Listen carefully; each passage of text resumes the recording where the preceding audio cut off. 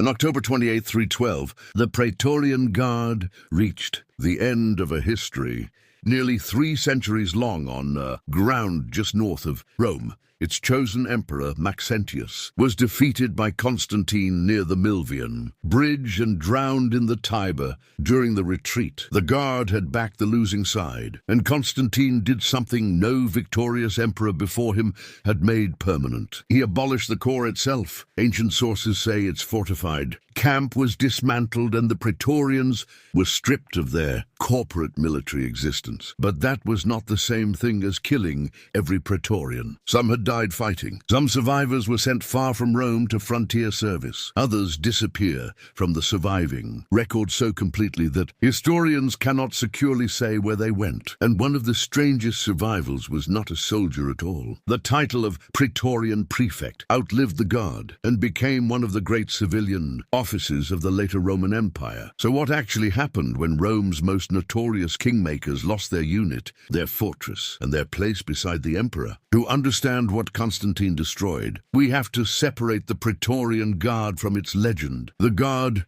was not simply a gang of palace assassins waiting to auction the throne. Under Augustus, Praetorian cohorts became the emperor's privileged military, reserve and bodyguard. Their duties expanded beyond personal protection into security, administration, public ceremony, and campaigning. They were better paid and served under more favorable conditions than ordinary legionaries. A surviving military diploma from AD 248, issued to a Praetorian named Victor at the end of his service, is a reminder that these men also had ordinary military careers, legal concerns, families, and retirements. Their unusual power came from geography as much as privilege. In AD 23, under Tiberius, the cohorts were concentrated in a permanent fortified barracks on Rome's northeastern edge, the Castra Praetoria. The camp contained its own armory and a shrine for the Guard's standards. It was not merely housing. It gave the corps a headquarters, a shared institutional identity, and a place where loyalty could be displayed collectively. Whoever controlled that camp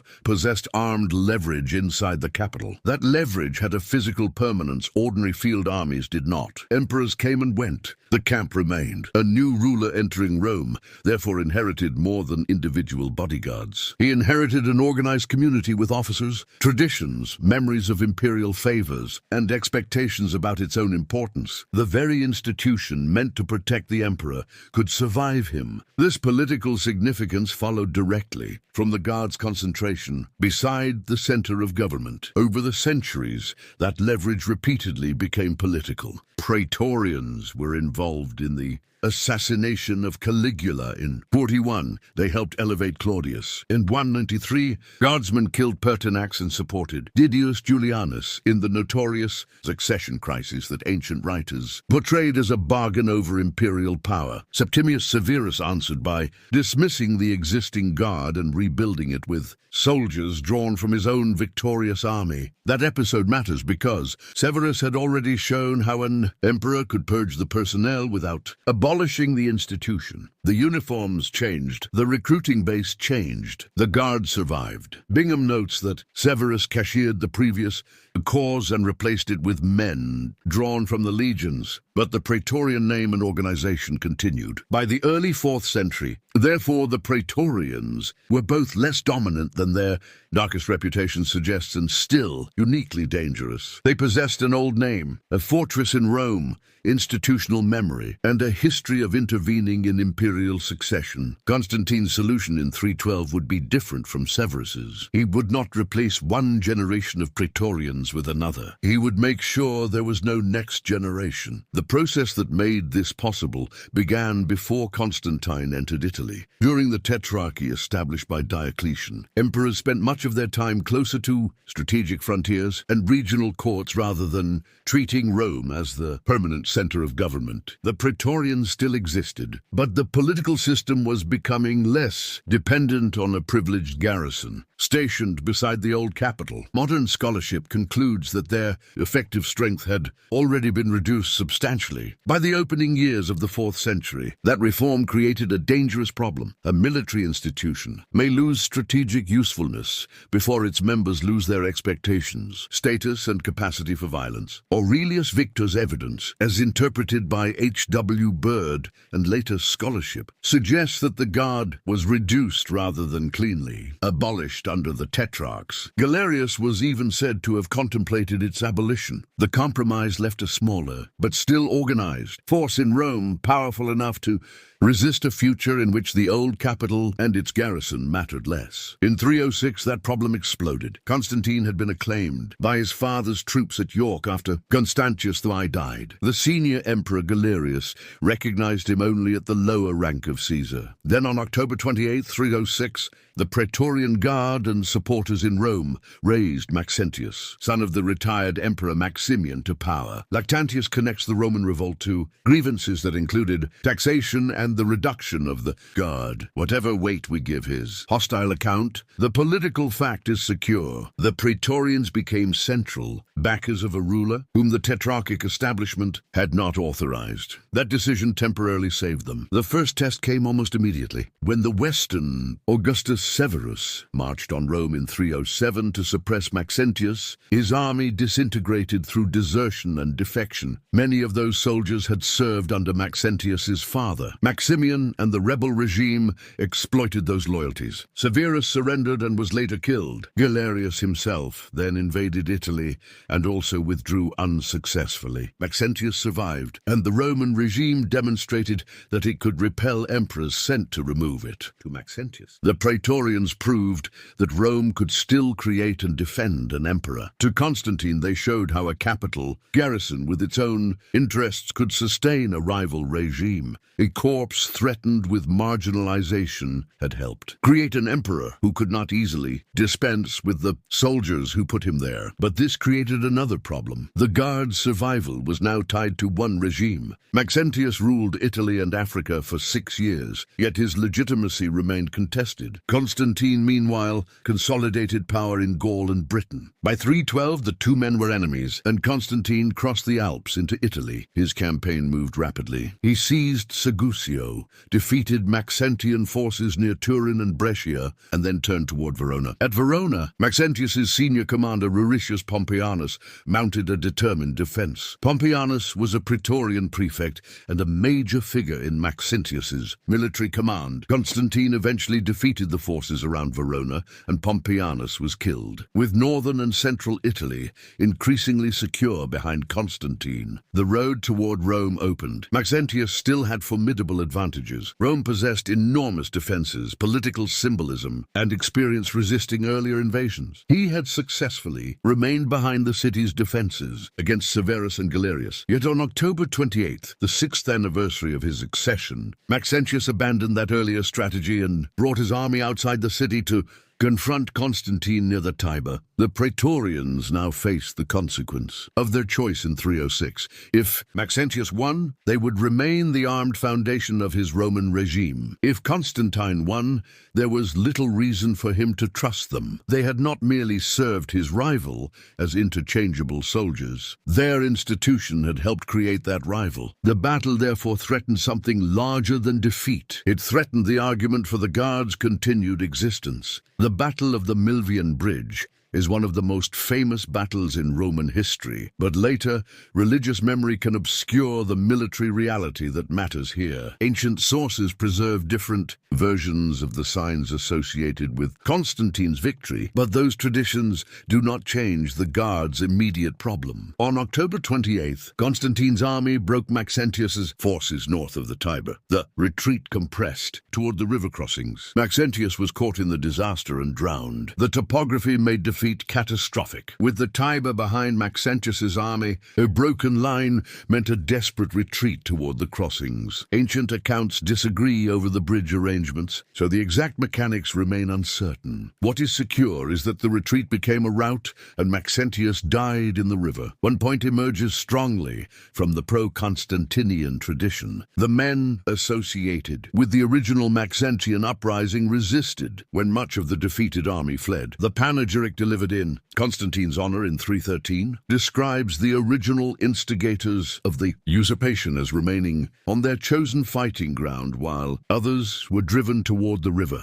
Historians connect this passage with Maxentius's Praetorians, who had elevated him in 306. Aurelius Victor later records that the Praetorian formations were eliminated after Constantine's victory. For many guardsmen then, the aftermath never began. Their final service was the battle itself. For the survivors, the speed of political collapse was extraordinary. On the morning before the battle, they belonged to the elite garrison of an emperor who had ruled Rome for 6 years. By the time Constantine controlled the city, Maxentius was dead, his regime was being recast as a tyranny, and the institution that had protected emperors for generations had become a security liability. Constantinian propaganda aggressively framed Maxentius as an illegitimate tyrant after his death. There was no bargaining position left comparable to the one the Guard had enjoyed in earlier succession crises. Constantine entered as victor with his own army behind him. The Praetorians had no emperor to protect, no independent territorial base, and no plausible claim that their continued concentration in Rome was necessary for the new ruler's security. Their greatest traditional asset, proximity to imperial power, had become the reason to remove them. Constantine did not repeat Septimius Severus's solution. He did not dismiss the defeated men and recruit another Praetorian Guard from his own army. Zosimus states that Constantine abolished the Praetorian troops and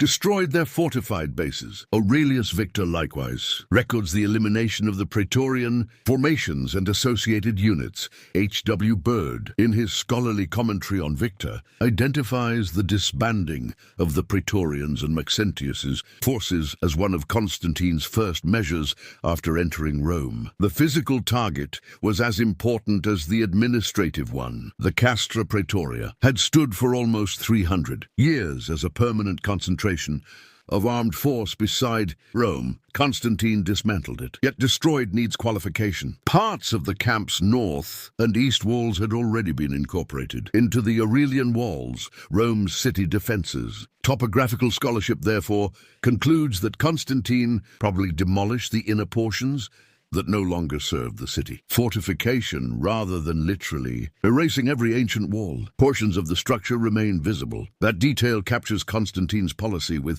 unusual clarity. He did not need to erase the past physically to neutralize it politically. What mattered was that the camp could never again function as headquarters for the same autonomous elite corps. And the men who survived were about to learn the difference between surviving a battle and surviving an institution. The first thing to establish is what Constantine did not do. The evidence does not support a story in which every surviving Praetorian was rounded up and executed. Zosimus states that Constantine punished relatively few people, specifically some of Maxentius's closest associates, before abolishing the Praetorian troops and destroying their bases. Zosimus wrote much later and was hostile to Constantine, so his narrative requires caution. Yet that makes his description of comparatively limited personal punishment particularly significant. The punishment of the institution, however, was absolute. The Praetorian Guard ceased to exist as a recognized corps. Its headquarters was broken up. Its military identity in Rome ended. Aurelius Victor's account depicts the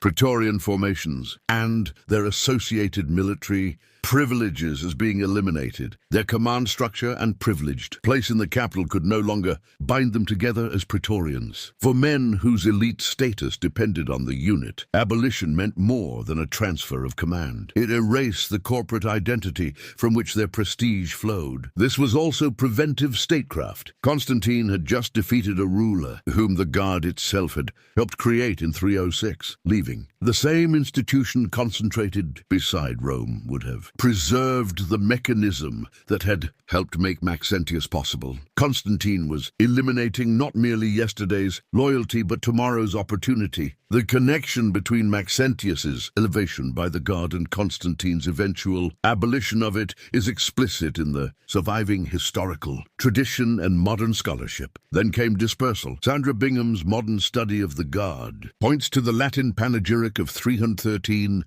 as evidence that Praetorians were sent to fight on the frontiers. The source is celebratory, political rhetoric rather than a neutral personnel register, and it does not supply a complete list of destinations destinations or individual names. But the core evidence is important. Some defeated. Praetorians survived and were removed from their old political environment. Sending them outward solved two problems at once. Rome did not have to waste every trained soldier, but those soldiers would no longer remain concentrated together beside the capital. For a former Praetorian, that transfer represented a dramatic reversal of status, even if it preserved his life and military employment. Service in Rome had meant proximity to the emperor, exceptional military privilege, and membership in a corps unlike an ordinary provincial garrison. Frontier deployment meant distance from the camp, comrades, rituals, standards, and political network that had defined Praetorian service. Bingham identifies higher pay,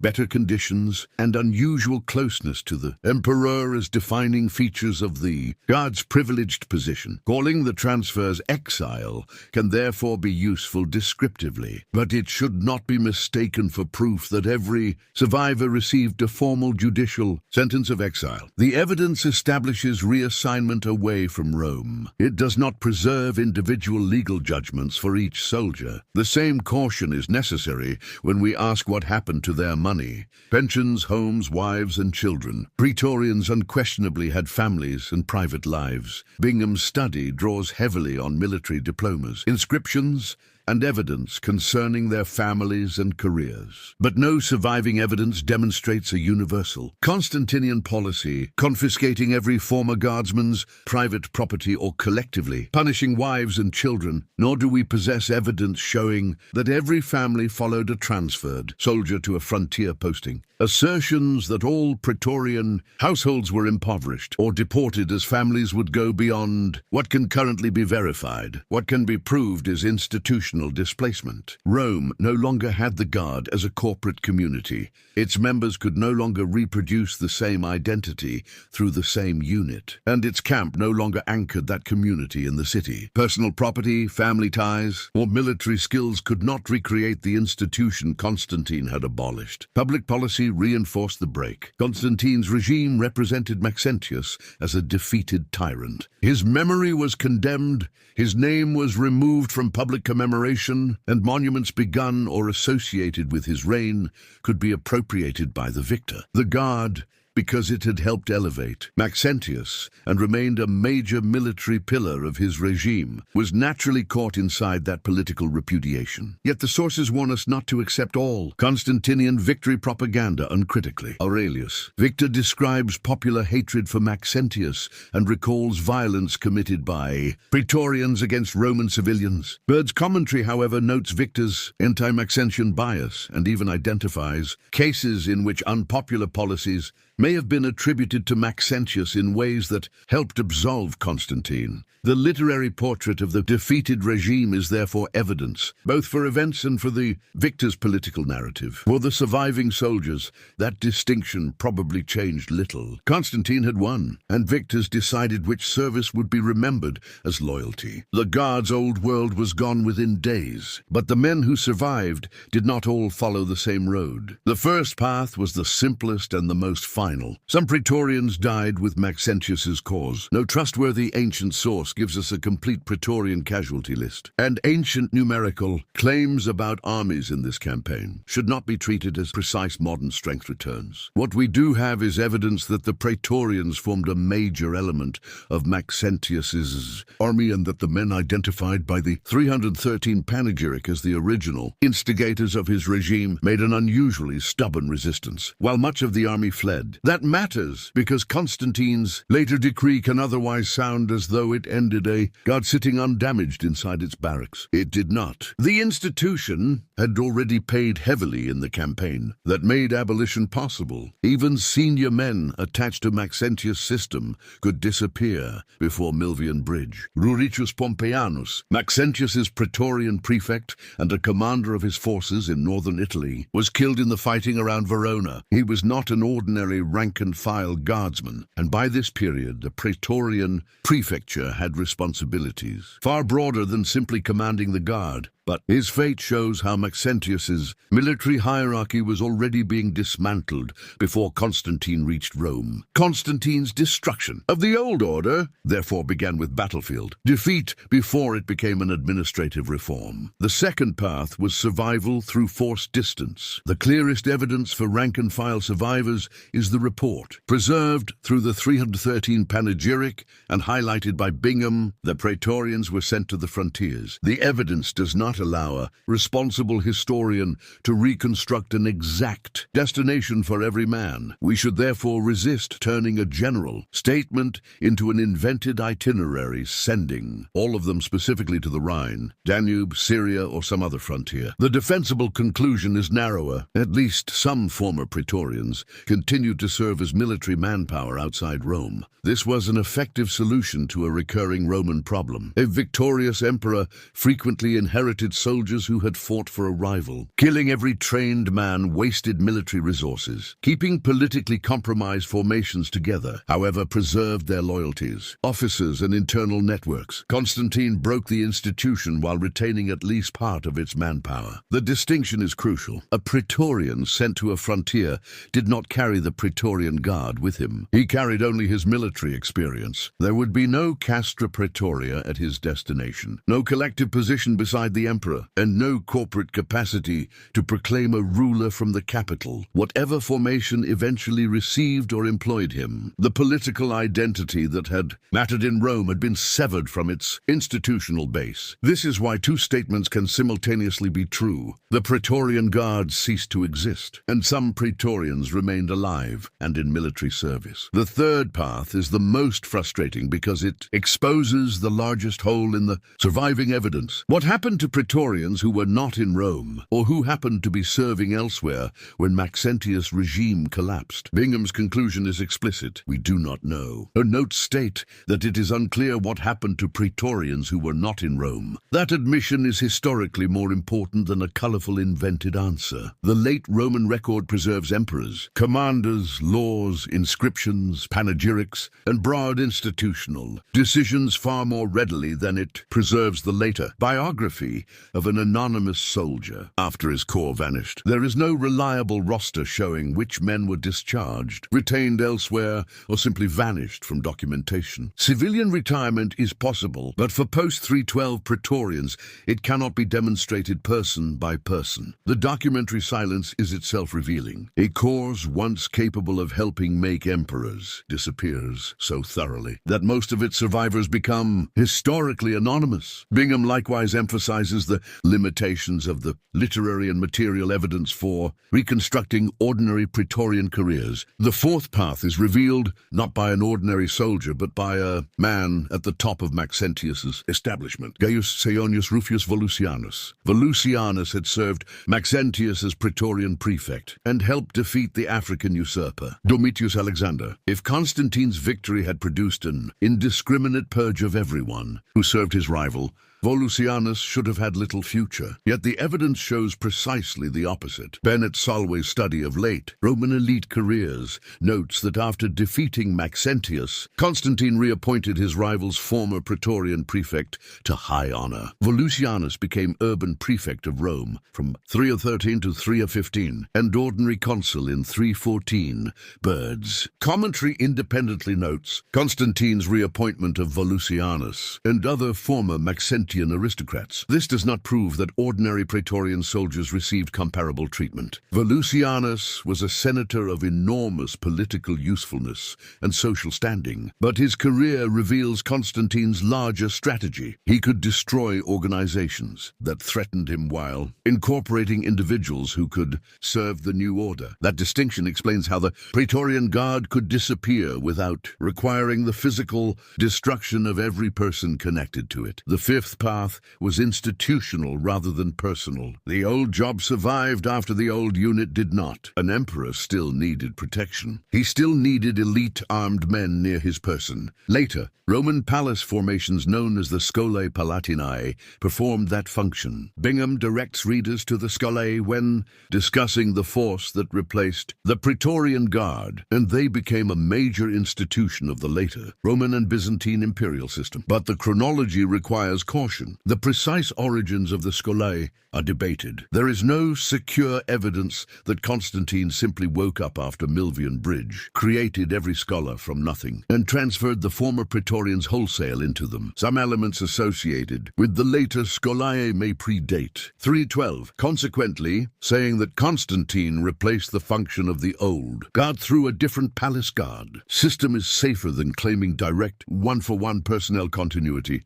That uncertainty prevents an easy survivor story. We cannot invent a Praetorian named Marcus, have him remove one badge, put on another, and continue as a scholarist. No such name transition is securely documented. What did continue was the imperial requirement that the guard had once answered. The emperor still needed a protected court and elite troops, but those troops increasingly belonged to a different late Roman military world, one centered on imperial courts, field commands, and palace formations, rather than on an ancient armed corporation permanently entrenched beside Rome. Scholarship on the military reforms of Diocletian and Constantine places these changes within the broader restructuring of the late Roman army. And then there was perhaps the strangest survival of all. The soldiers disappeared. Their commander's title did not. By the late 3rd century, Praetorian prefects had already acquired enormous administrative responsibilities. Bingham notes that the prefect had increasingly become an imperial deputy, and that the importance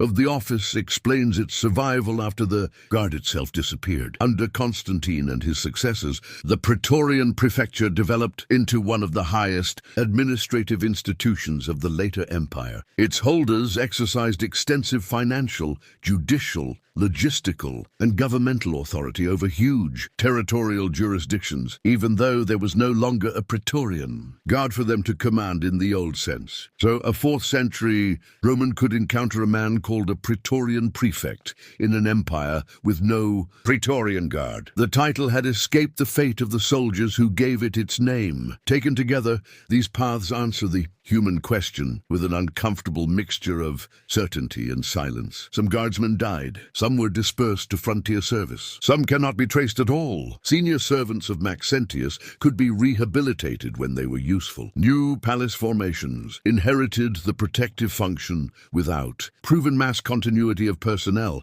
and the Praetorian prefecture evolved into something the early imperial guardsmen would barely have recognized. Constantine did not need to erase every individual. He only needed to make Praetorian stop being a collective source of power. That is why the abolition of 312 mattered far beyond the fate of one defeated unit. Constantine ended a specific political arrangement, a privileged, permanently concentrated imperial guard, whose institutional home stood beside Rome and whose history had repeatedly become entangled with imperial succession. Bingham's broader assessment stresses both the guard's close integration with the machinery of imperial government and its extraordinary privileged position. The change matched a wider transformation already underway. 4th century emperors governed through multiple residences and frontier-facing courts. Rome remained symbolically enormous, but it was no longer the only place from which an emperor had to exercise power. The Praetorians depended on an older political equation. Control Rome's armed gatekeepers, and you might influence who controlled the empire. Constantine did not end court soldiers, elite guards, military patronage, or violent struggles over succession. Later, Roman emperors still depended on armed followers, and later, guard organizations could develop political importance of their own. The transformation was structural. The emperor's protective forces increasingly belonged to a world of mobile courts, palace units, and late Roman field armies, rather than the early imperial model, represented by the Castra Praetoria. The Scholae Palatinae are the clearest symbol of this change. They became elite palace formations and survived for centuries in the Eastern Roman world, but treating them simply as the Praetorians under another name misses the significance of 312. The old guard's power had come not only from military quality, but from continuity, location, corporate prestige, and the ability of an armed Roman garrison to intervene in succession. The Scholae belonged to a different institutional framework. The fate of the Castra Praetoria tells the same story in stone. Constantine dismantled the barracks as a functioning Praetorian center, but sections already incorporated into the Aurelian walls survived. The physical shell therefore outlived the institution it had housed. The ancient wall remains, are still identifiable in Rome today. The reputation of the Praetorians survived even more successfully. Their name became shorthand for the danger of protectors gaining leverage over succession. Yet 312 was not inevitable. The Guard had survived purges, civil wars, and Septimius Severus's complete replacement of its personnel. Constantine's exceptional act was refusing to rebuild it. Popular memory also compresses almost 3 centuries into a sequence of assassinations, bribes, and coups. Those episodes were real, but they were not the whole institution. Bingham's reconstruction emphasizes the Guard's wider activities: protection of the imperial household, security duties, administration, ceremonial work, covert tasks, and military campaigning. Most Praetorians did not spend their careers murdering emperors. The spectacular interventions became famous, precisely because proximity to the ruler gave certain Praetorians opportunities ordinary provincial soldiers rarely possessed. There is another myth inside Constantine's abolition: the idea that the Guard disappeared because 3 centuries of treachery finally received some inevitable moral punishment. The evidence supports a more practical explanation. In 312, the core had backed Constantine's enemy, and its institutional location made it a future political threat. It had helped elevate Maxentius in 306 and fought for him when Constantine invaded Italy. Removing it was ruthless but intelligible statecraft, and it worked. No later Roman emperor had to enter Rome and confront the same Praetorian institution occupying the same fortress and capable of presenting its own candidate in the old manner. The empire remained violent, succession remained dangerous, but that particular political machine was gone. The final irony is that the word Praetorian survived in government after the Praetorians vanished from the army. The prefecture became a central administrative framework of the later empire. A name once associated with armed guardians came to identify powerful civil officials governing enormous regions. The vocabulary endured because it was useful. The armed corporation did not. Constantine abolished the Guard. Rome kept the title. Rome kept fragments of the walls. Rome kept the memory. And Rome kept the warning. So what happened to Rome's Praetorian Guard after Constantine abolished it? There was no single fate. Men who fought for Maxentius died at Milvian Bridge, and during the campaign that preceded it, at least some survivors were removed from Rome and sent to frontier service. For other rank-and-file Praetorians, the surviving evidence simply does not tell us where their lives ended. Constantine spared and reused selected men from the defeated regime when they were useful, but he did not preserve the Guard as a body. Its camp was dismantled, its collective military identity ended, and its protective function passed into a different late Roman system. That was Constantine's real victory over the Praetorians. He did not have to kill every former guardsman. He made their old identity politically unusable. The men could survive as soldiers, veterans, officials, or private individuals. What they could no longer survive as was a Praetorian corporate power in Rome. For almost 3 centuries, belonging to the Guard had meant standing unusually close to imperial power. After 312, survival required separation from that identity. If your unit disappeared tomorrow, which would prove harder to preserve? Your livelihood, your loyalty, or the name that once gave both meaning? Subscribe to After the Sword for more stories about what happened after famous military worlds collapsed.